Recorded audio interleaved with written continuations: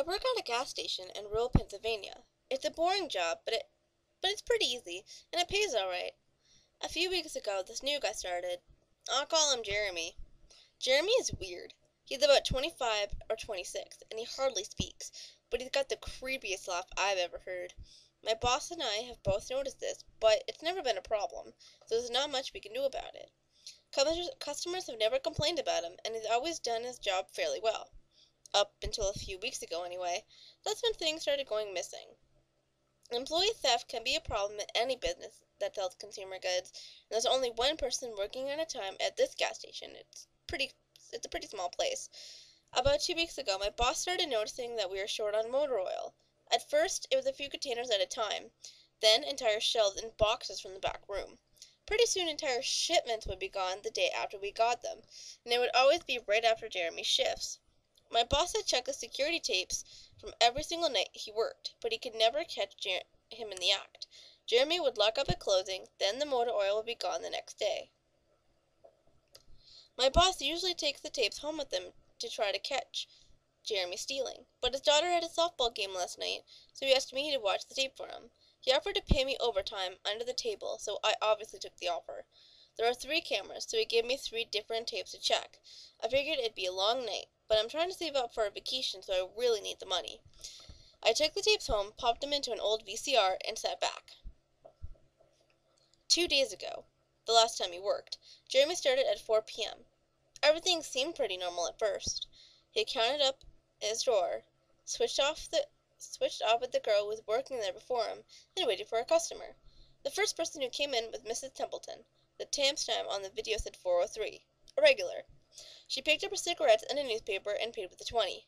Nothing unusual there. The next customer was some local guy named Ron. He drives a motorcycle, usually comes in every few days.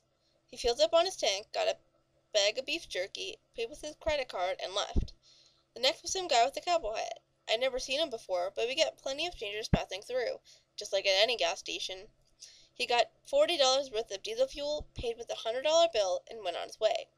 I sat back and sighed. The only thing more boring than this job is watching someone else do it. My boss's offer was enough to keep me watching, though, so I left the tape on. Everything seemed pretty normal.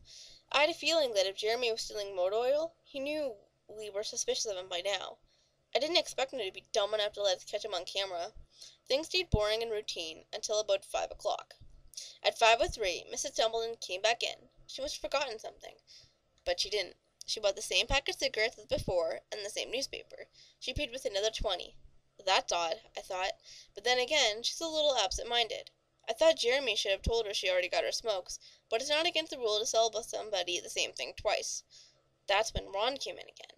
He bought another tank of gas for his motorcycle again. I later checked the outdoor camera because I thought maybe he had another car he wanted to fill up, and the same pack of beef jerky. He paid with his credit card again. No big deal. I figured that this was just a weird coincidence. Mrs. Templeton is forgetful, and Ron probably owns more than one Harley. That's when the guy in the cowboy hat came in. I felt a chill run down my spine. Don't get diesel, don't get diesel, I found myself whispering to my empty living room. But he did. He got $40 worth of diesel fuel and paid with another $100 bill. Every move he made was identical to his first visit, right down to the way he scratched his nose before he walked out.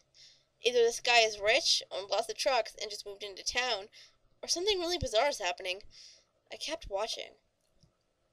Every customer for the next hour was the same as before. Every single one. I was seriously freaked out. And then at 6:03, Mrs. Templeton walked back in. She bought her cigarettes and newspaper again, and paid with a 20 again. I thought I was going to lose it. I only watched another half hour before I started fast-forwarding through the rest. It was all the same. Every customer would come in at the exact same times, exactly 1 hour apart. Now I know what you're thinking. That sneaky motherfucker Jeremy had messed with the tapes. He had run a loop of his first hour of business over and over. That wasn't the case. There were windows around the cash register area that the camera covers, and I watched sunlight fade as time ran on. Jeremy's routine didn't loop over. He swept, he mopped, he restocked, and did all of his duties exactly how you would expect. But the same customers kept coming in. I was panicking at this point. Something was seriously wrong with what I was seeing, and I had no explanation for it. I skipped ahead when he locked up and walked out to his car. He hadn't stolen anything, but I kept watching just to make sure. I fast-forwarded one last time to about midnight. At exactly 12:03, out of nowhere, Jeremy's face pops up on camera. I don't mean he moved his head into view. I mean that 1 second the store was empty, and the next second his face was all I could see. He wasn't looking at the camera. He was looking at me. I was sure of it. I screamed and fumbled for the remote. By the time I grabbed it, he was gone. Just as soon as he had left. One frame, he was there. The next, he wasn't. My hands were shaking like crazy, but I popped in another tape. The other indoor camera showed the back area, by the cash register, and I would be able to see how he got up there to put his face in the camera like that. I skipped ahead to 12:03, but there was nothing. I would have been able to see him standing on a chair or something on this tape, but he wasn't there. I didn't see him enter the store at all after he left. It's like he wasn't really there. He doesn't know the security code, and no alarms were triggered that night after he locked up. What I did see, however, was that at 12:03 the motor oil vanished off the shelf. All of it. Same as Jeremy's face. 1 second it was there, and the next it wasn't. I turned off that tape and went to bed, but I didn't get a wink of sleep. My body is exhausted right now, but my mind is racing. That tape was undoubtedly the creepiest, most disturbing thing I've ever seen in my life. I work in a few hours. My boss asked me to bring the tapes back in and let him know what I found, but really, what the hell am I going to say? Jeremy works the night shift tonight, directly after me, and the plan is for my boss to come in here just before I leave to confront him with me, as I'm supposed to be the one who caught him stealing. I have no idea what I'm going to do. I suppose I'll have to show my boss the tapes, but I don't want to watch them with him. I never want to see something like that again. I can't get the image of Jeremy smiling directly into the camera out of my mind. It was the creepiest look I've ever seen on another human being's face. Anyway, I'm going to try to get some last minute sleep before I have to go in and deal with this. I'll let you guys know what happened. Update. 12:49 p.m. Updating from my phone. Apologies in advance for errors. My boss just finished watching last of the tapes. I told him what to expect, but you really can't prepare for something like that. He's scared shitless. I am too. And Jeremy is due to come in at 4. We've got a little over an hour to get our shit together, but neither one of us knows what to say to him. Is he just a fucked up guy like to steal motor oil and scare the shit out of people? Or is he something else? I don't know if this is crazy, but does anyone else think he could have done anything with the time loop? My boss said he never noticed anything like this with the other tapes, but the way he popped up in this one made me think that he knew I could be watching. It's like he wanted me to see what he could do, like he was showing off or something. The way he smiled into the camera was like a little kid showing you a sandcastle they just built or something. I don't know, I probably sound crazy. I sure feel the part. I'm going to talk to my boss some more. We have to calm ourselves down and figure out how to handle this.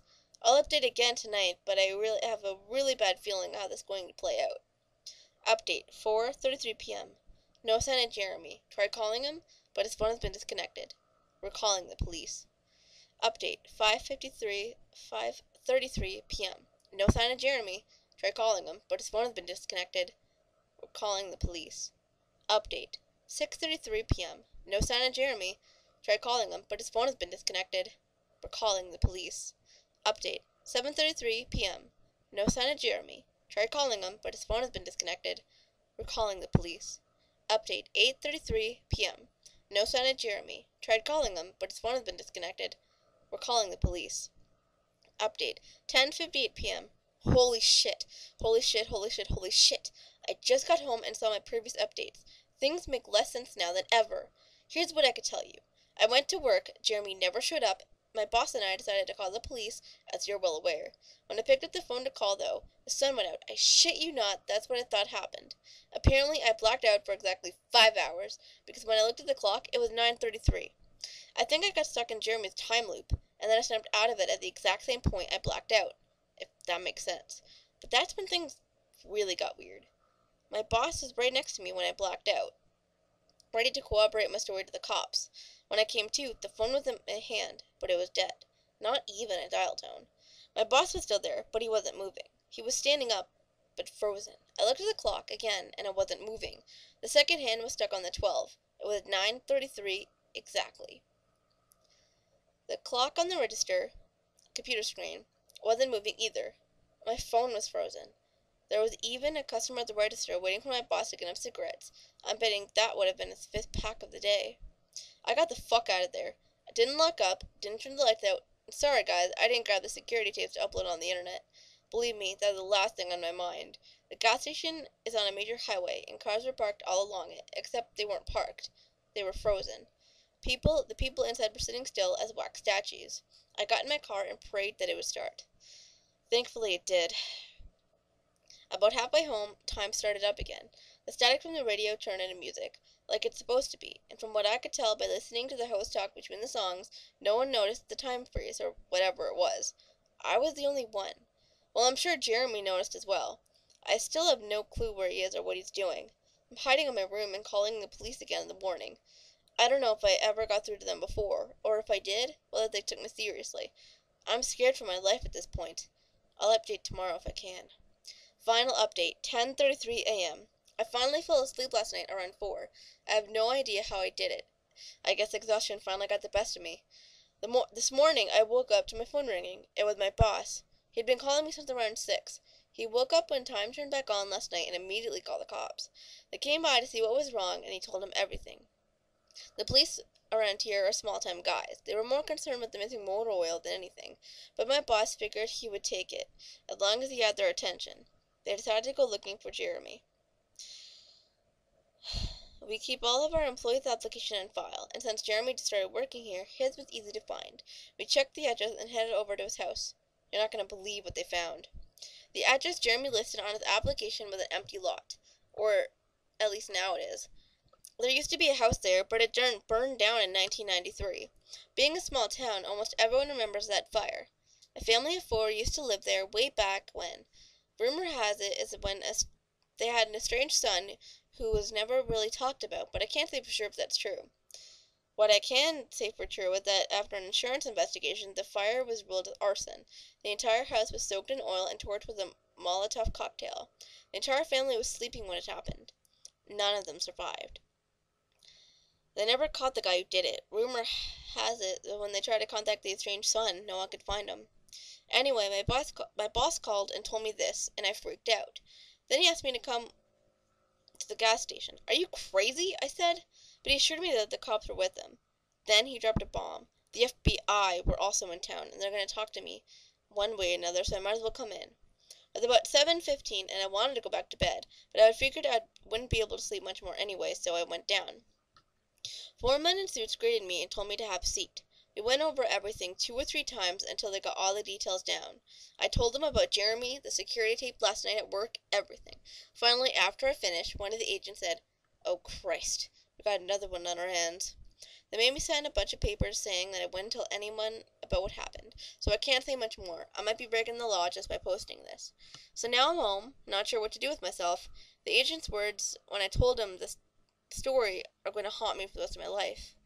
Anyway, I gotta go. I have some errands to run today, and then I have to go to work to pick up some tapes. My boss and I think this new guy, Jeremy, he's a complete creep, is stealing motor oil, and I have to watch security footage to see if I can catch him doing it. I have better things to do, but my boss is paying me overtime under the table, and I'm trying to save up for a vacation so I could really use the money. It should be pretty simple. The oil always goes missing right after his shifts. I'll figure I'll just watch the tape, catch him in the act, and all will be that.